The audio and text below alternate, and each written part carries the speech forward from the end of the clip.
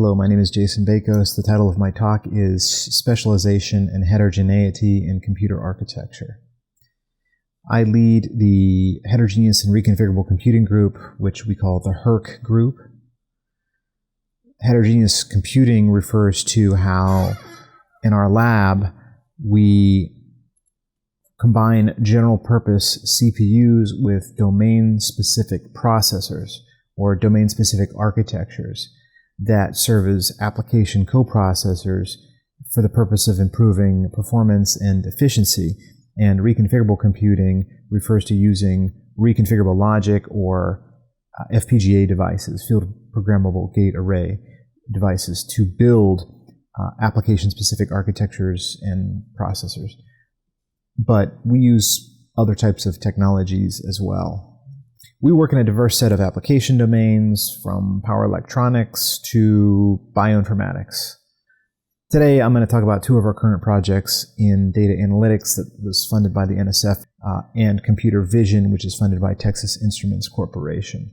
All the work in our lab is motivated by the fact that the rate of improvement of general-purpose CPUs is slowing down.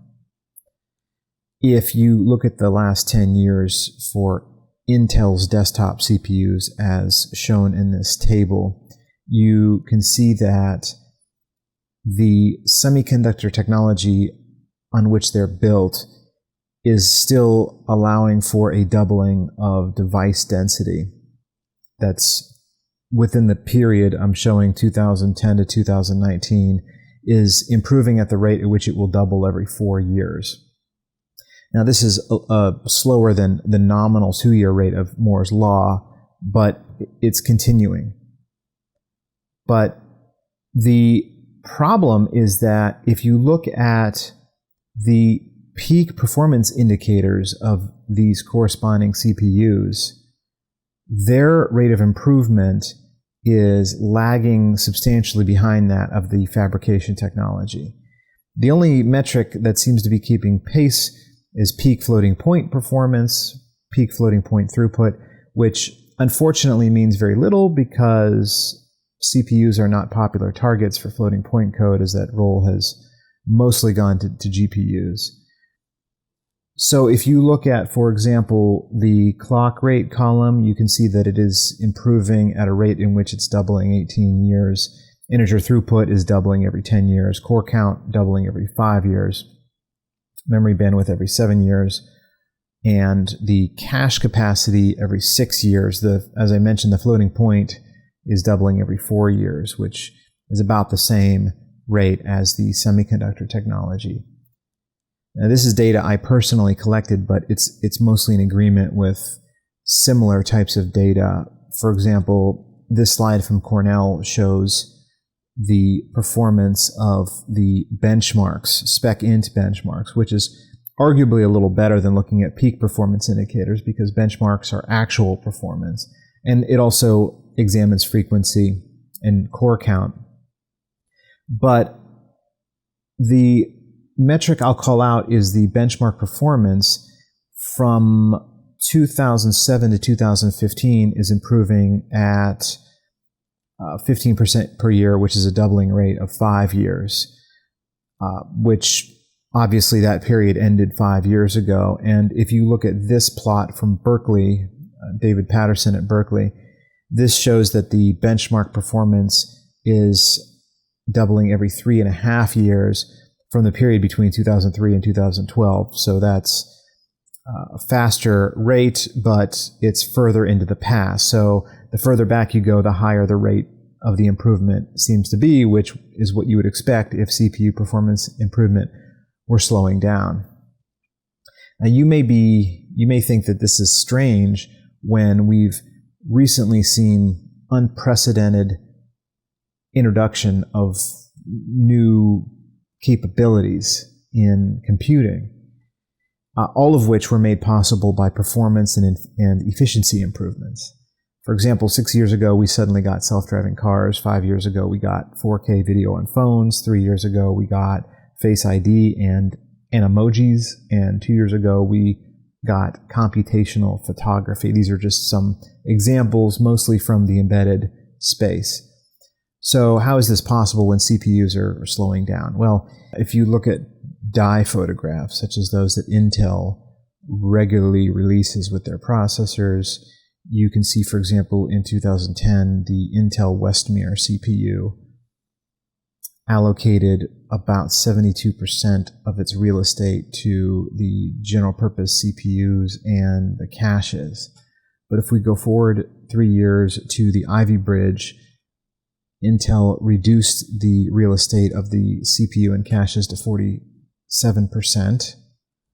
And if you go forward a few more years after that and you look at the Broadwell chip, the CPU and the cache were only given 20% of the real estate.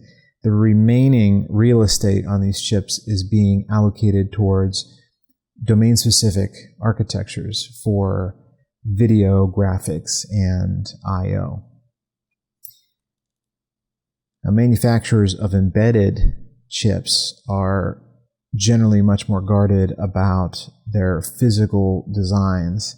But if you examine the the 6 generations of Apple's chips, from the Apple A5 to the Apple A10, they're fairly consistent in the sense that they only allocate about 12% of the real estate to the general purpose CPUs, as shown by the white shaded areas.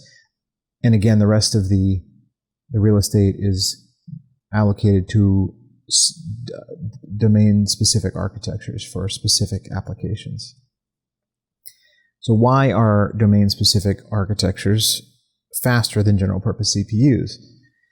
The answer is that they attack the 2 limiting factors for CPU performance and efficiency. The first is the memory wall, and the second is the power wall. The memory wall is the effect of memory performance limiting processor utilization, which domain-specific architectures can get around by using customized on-chip memory structures for the target application. And the power wall is the effect of the power envelope limiting processor utilization, power envelope being a limit of 1 to 2 watts per square millimeter. And domain-specific architectures attack this problem by eliminating overheads in the instruction execution path. Most notably, they don't have to support dynamic exploitation of instruction level parallelism, like out-of-order execution, superscalar, speculation, as well as the large, deep, and complex caches and memory hierarchies. Using reconfigurable logic for domain-specific architectures offers the additional advantage of allowing for the development of domain-specific processors for niche applications, which would otherwise not be practical when using specialized application-specific integrated circuits, ASICs, since the economic model of chip fabrication doesn't work well with niche applications. But working with reconfigurable logic carries 2 main challenges. The first is that reconfigurable logic imposes a 10x penalty on both logic density and clock speed. So you're working with reconfigurable logic puts you at a disadvantage in the sense that you have less resources to work with on chip and a lower clock speed. And the second is the huge engineering effort needed to bridge the gap between applications and reconfigurable logic. Now, there's really nothing you can do about the first problem. But for the second problem, there is a solution. So as I mentioned, the problem is it's difficult to gulf the abstraction difference between application and the individual gates and wires that make up an FPGA fabric. But you can solve this problem by designing what's called an overlay, an abstraction that sits between the application and the gates and wires. The overlay is generally comprised of a grid of processing elements, which themselves are programmable to suit the needs of the application. So the most common approach for this is to use embedded CPUs as the processing units and in effect create a many-core processor on the FPGA, and then of course you can program those CPUs. But the challenge with this approach is that soft-core processor architectures available for FPGAs are about 30 years behind that of desktop, tablets, phone-style hardcore processors, like, for example, ARM processors and Intel processors. So it's really difficult to achieve a speed up with this sort of overlay, even if you have a massively parallel array of these processors, unless the processors are optimized for the specific application. Now, with that in mind, I'm going to switch topics to a specific application we worked with and an overlay that we designed for it. So this is pattern matching, which has historically been a popular application for FPGAs, and it's an important operation in data analytics in general. Pattern matching is when you take a set of patterns, which could be threat signatures, network addresses, genomic sequences, and process them into some type of filter, which could be a content addressable memory, associative memory, Bloom filter, automata, and then once you have your filter, input data is streamed through the filter, and then the pattern matches are the output. The pre-processing process is typically slow and expensive, but it's only required once per set of patterns, so you only need to do it when you update your pattern set. And generally, the goal of pattern matching architectures is to maximize the throughput of the input stream. One way to do pattern matching is with non-deterministic finite automata, or NFAs. You may remember this if you took compilers. An NFA is a directed graph where the vertices represent partial match states and the edges represent the ability for one active state to activate another state on a certain input symbol or set of symbols detected in the input stream. You've got start states that are always active and accepting states which report a match. This NFA is very simple. It's a linear sequence of states. It's designed to recognize the pattern AB, ABC. So, for example, if we receive an A, we will activate state 1 because A can be a possible prefix for this pattern. And then if we receive B, we will activate the next state 2 to represent the prefix AB. If we receive another A, we will not only activate state 3 to represent the prefix ABA, but we'll also activate state 1 because A could possibly be a prefix for the sequence as well, just as the character A. If we receive then a B, we will activate state 2 and 4, which represent the two prefixes, state 4 representing ABAB and state 2 representing AB. But then if we receive another A, we will lose track of the first prefix because it will no longer constitute a prefix, so we will activate only state 3. And then if we receive a B, we'll activate state 4. And finally, if we receive a C, we'll activate 5, which will indicate that we do have a pattern match of AB, ABC, which maps to the last 5 characters of a 7-character sequence. Now, you can do other things aside from regular expression type pattern matching using NFA. There's many papers in the literature that show various applications mapped to NFA type designs. This is another example of one. This is a Hamming distance calculator. The idea is if you want to calculate the Hamming distance between two sequences, you build a lattice type NFA structure to describe one of the two sequences, which we'll call the reference sequence. And in this example is ABAB.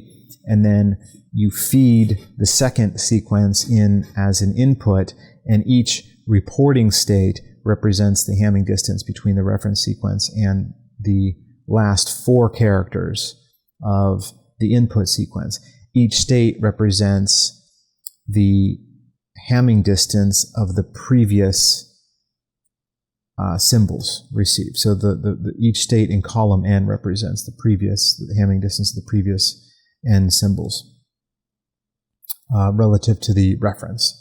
Horizontal transitions inside this lattice represent match, and diagonal transitions represent a mismatch. So for instance, we may have a sequence that activates the following states. In this case, we've received 4 input characters and we have 4 active states. One of the nice things about this technique is that it can compute n parallel sequences where n is the size of the reference sequence. Our approach was to develop a reusable Nfa overlay architecture where each of the processing elements that make up the array of PEs implements a state, and as such we call them state elements, SEs. To make this work, you need to associate the symbols with the states instead of the transitions. That means that all of the incoming transitions into each state need to have the same symbols, which may require a transformation of the NFA graph. So here's an example of that. In this case, there was no change needed. The symbols that are associated with each state are stored in a 256 by 1 RAM, and the activation status of the state is stored in a register. The incoming transitions from the predecessor states are fanned into an OR gate. So in this case, the logical transitions are mapped directly to wires on the FPGA, which go into this OR gate. The output of the OR gate is combined with the output of the RAM, which determines whether one of the symbols is currently being input, and together they determine the next activation state of the register. The outgoing transitions are fanned out to F potential successor states, which again correspond to logical transitions that are mapped to physical wires. F is a parameter we call the hardware fanout, determines the maximum number of successors as well as the maximum distance that a mapped successor can be in the array, and I'll talk more about that in a moment. Each of these connections are associated with a register and an AND gate that allows us to turn on or turn off these outgoing transitions. The report signal is connected to the output encoders, which, as I mentioned, are needed to encode the SE's index for the output, and all of the configuration registers are connected to a giant shift register that allows us to configure the overlay. There is a single global input buffer that holds all the input data stored in the overlay. And so the reason I included all these details is so I can give you an idea of why this sort of overlay is fundamentally faster than anything that you could do on an FPGA or a CPU, at least for automata with a high number of active states on average. It's because the effective bandwidth, the on-chip bandwidth that you achieve in this architecture during operation is basically the clock rate multiplied by the number of active SEs and the hardware fanout, which is generally going to be higher than what's possible on an FPGA or a GPU. During operation, you need to fill the input buffer from DRAM, reconfigure the next state RAM and the start report and interconnect registers, flush the input buffer to the array of SEs, and then flush the output buffer into the DRAM. The reconfiguration, input buffer flush, and output buffer flush is performed repeatedly in order to give time for all of the logical states on the physical state elements. And then all 3 of these reconfigurations must be performed repeatedly in order to process all the input data through the limited size of the on-chip input buffer. The effective throughput is determined by the time required to do each of these steps, as well as the number of reconfigurations needed. we have 6 different overlay configurations that we designed and implemented on the Stratix 5 FPGA, which is an older FPGA. And the interesting thing about this is it represents different points in the trade-off space between the number of state elements and F, which is the hardware fan-out, the maximum number of successor states. The overlays with a higher number of state elements are going to be faster because they need to be reconfigured less times. However, you can't always use a larger array because you have a mapping problem that is constrained by the hardware fan-out. So I'll explain that in a moment. Before I get to that, I want to show you also that we've also implemented this on the newer Stratix 10 FPGA as well. We don't have as much experimental data for this one, but in this case, we were able to implement a larger number of overlay sizes. So here's an example of what I meant with the mapping problem. Assume that we have a very simple, small NFA design with 7 states labeled A through G as shown on the left. Assume that we have a hardware overlay with a hardware fan-out of 9, F equals 9, that requires that any 2 mapped states be within 4 SE locations of one another. Plus or minus 4, of course that's 8, but the hardware fan-out is 9, but that includes the self-activating loopback transition as well. If we map state A through G onto SE0 through 6 in order, and we look at, for example, the outgoing edges, outgoing transitions from state B, we've got B connected to F and G. If B is mapped to 1 and F and G are mapped to 5 and 6, the connection between B on 1 and G on 6 has a difference of 5, which would be greater than 4, and thus violate our fan-out constraint. So there's 7 factorial possible ways to map these logical SEs onto the physical SEs on the chip. If we try different hardware fan-outs, so for example, the hardware fan-out of 5, it would be impossible to map this NFA. If the hardware fan-out is 6, it would be possible, but only in 24 of the 5,040 possible mappings. So note that the example I showed earlier had a fan-out of 9, and we weren't able to do it with the 1 possible mapping. If the fan-out were 6, it would be possible, and of course it would be possible with 9 as well. But with 6, that would be the hardest case that would be possible, and there was only 0.5% of all the possible mappings that would work. So this is a difficult problem, and we've developed several algorithms for it. The most successful one we found so far is to convert this mapping problem into a set of Boolean expressions and then solve it with SAT, with a SAT solver, an off-the-shelf SAT solver, and that's given us the best results so far. So what this means, though, is that we have to use a different overlay with a different fan-out for different NFAs. So we are using benchmarks called the Animal Zoo benchmark set. This gives us benchmark NFAs. Each one of these maps to a specific overlay configuration, and we get different performances. And the highest performance we can get is 63 megabytes per second of throughput. And this actually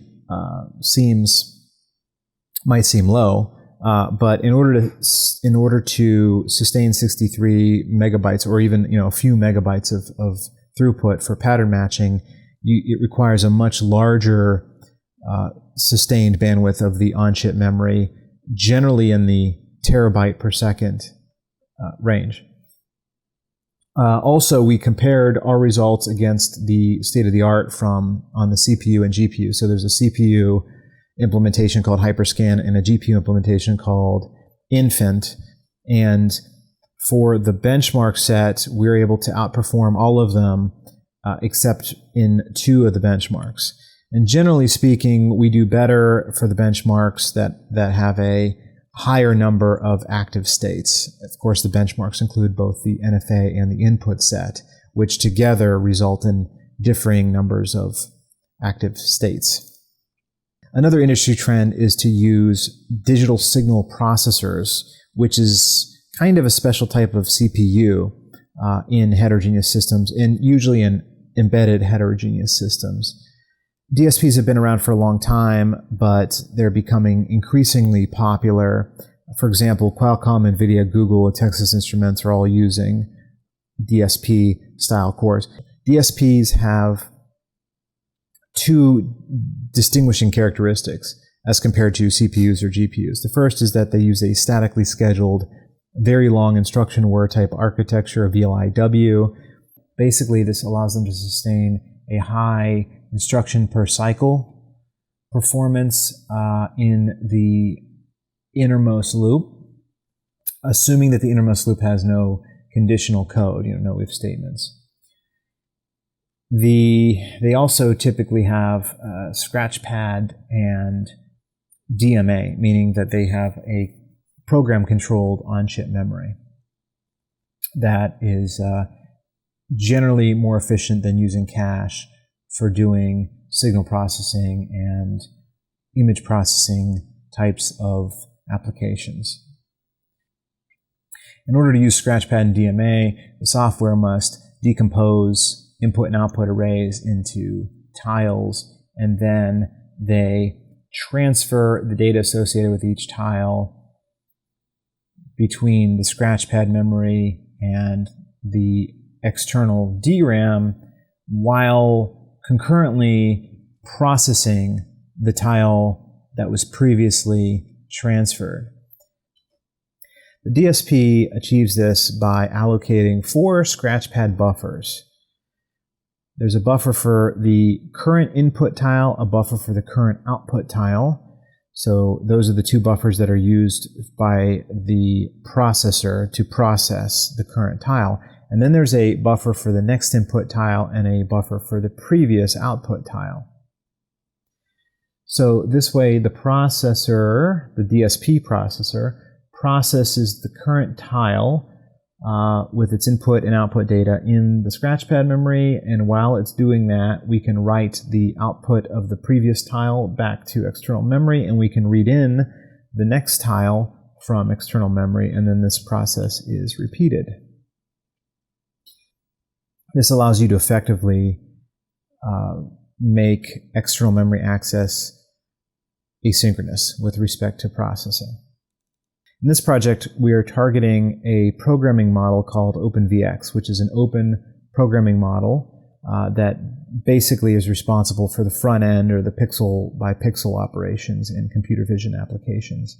It allows the user to define the program behavior as a graph, as a data flow graph that performs a processing pipeline.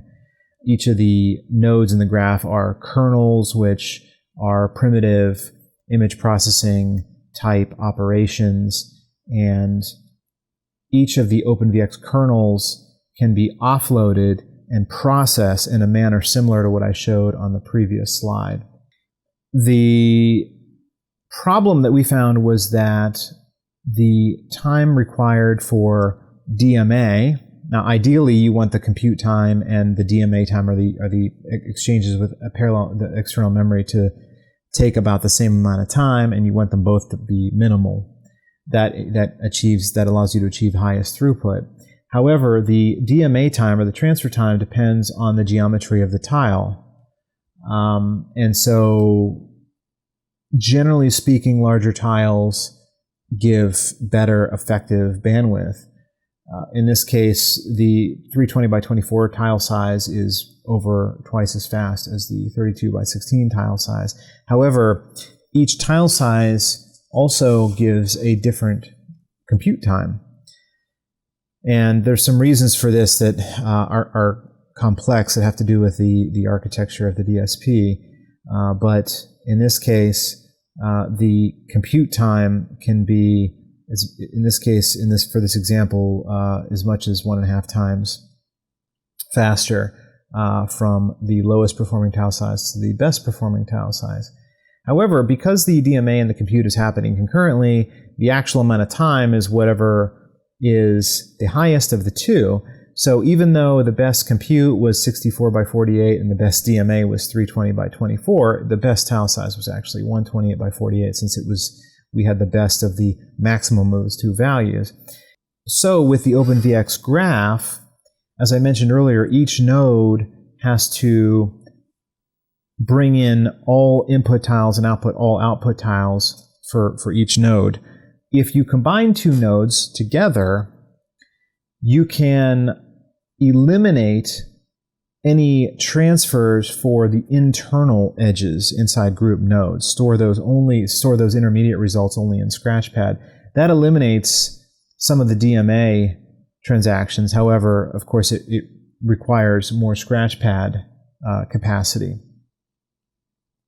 So, for example, if we have these graphs consisting of 4 nodes, and we group them in various ways as indicated by the color. So each color represents a group of nodes.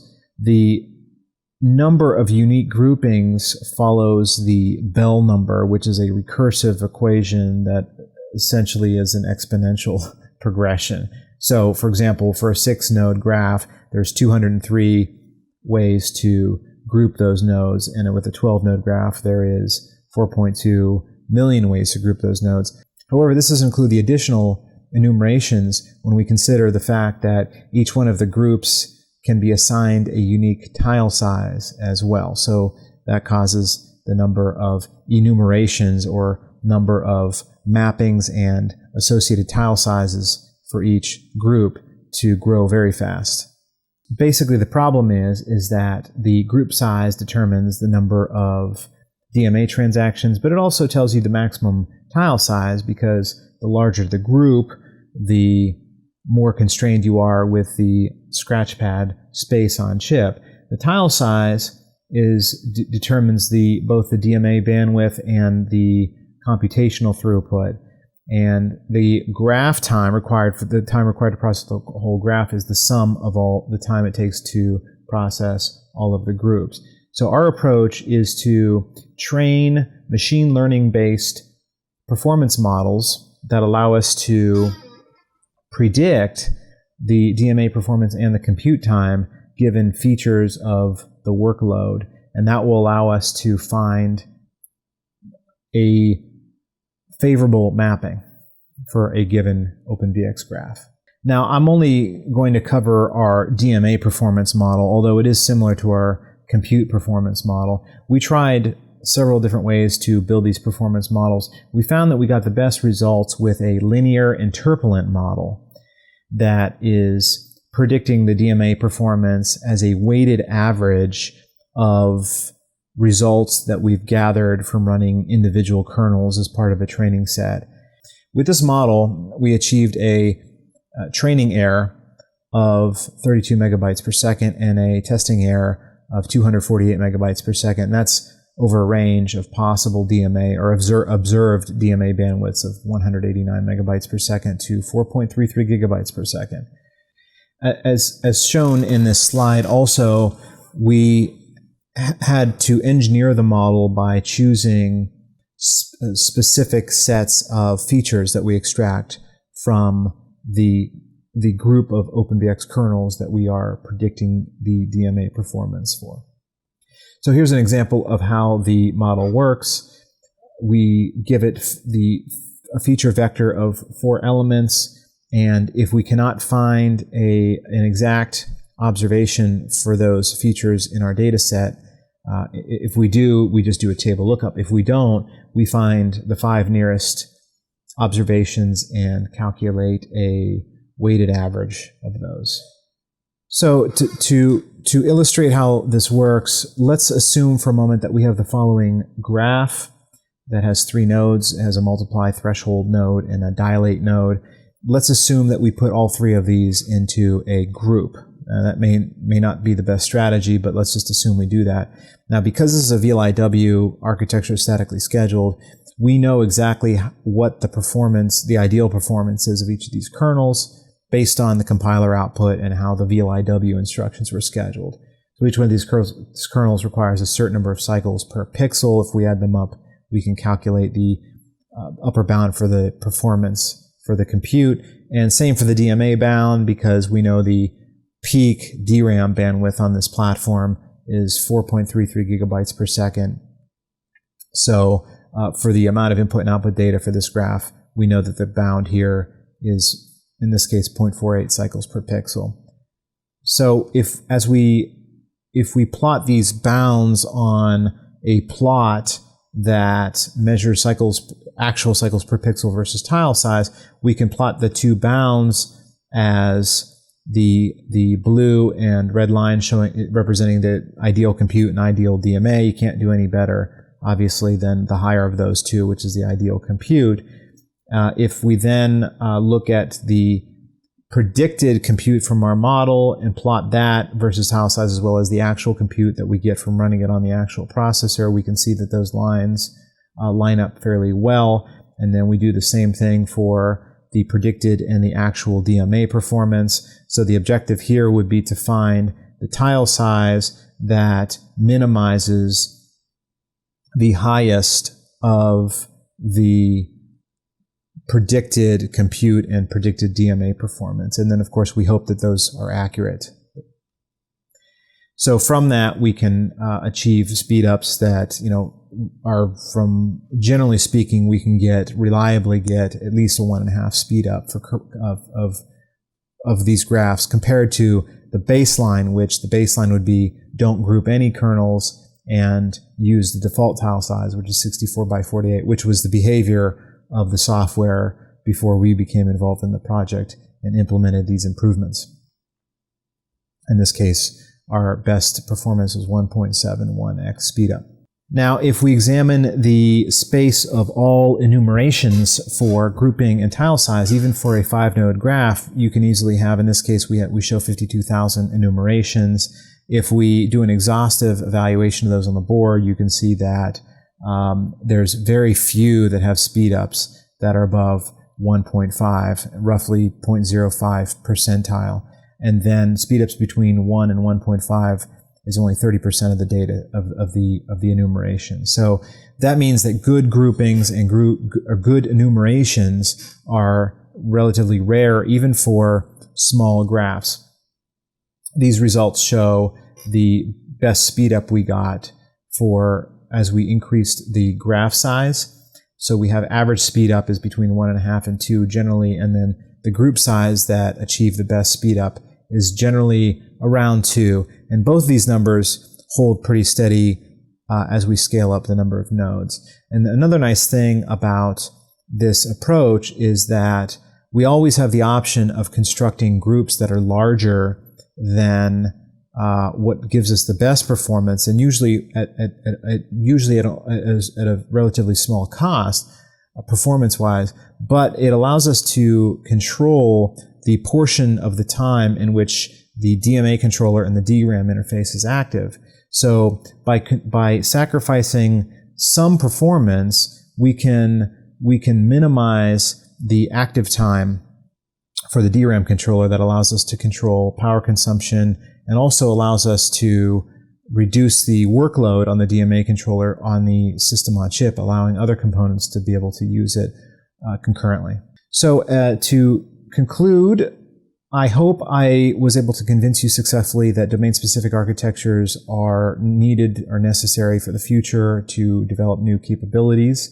I talked about 2 projects that we've worked on recently, the FPGA-based automata processor overlay, as well as our OpenVX graph optimization on DSP architecture. You may have noticed that the FPGA work results in much higher performance improvements, up to 63x over the state of the art, than the work that we did on the DSP, since that's a fixed architecture. So you can see that, and that's generally the case, is that FPGA implementations achieve higher performance, but there's a lot more engineering involved.